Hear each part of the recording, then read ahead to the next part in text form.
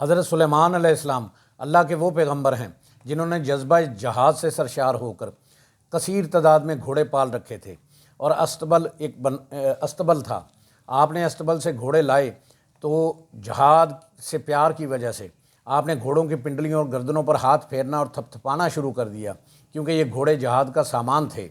अल्लाह पाक कुरान मजीद में इरशाद फरमाता है, और हमने दाऊद को सुलेमान अता फरमाया, क्या अच्छा बंदा, बेशक वो बहुत रुजू करने वाला।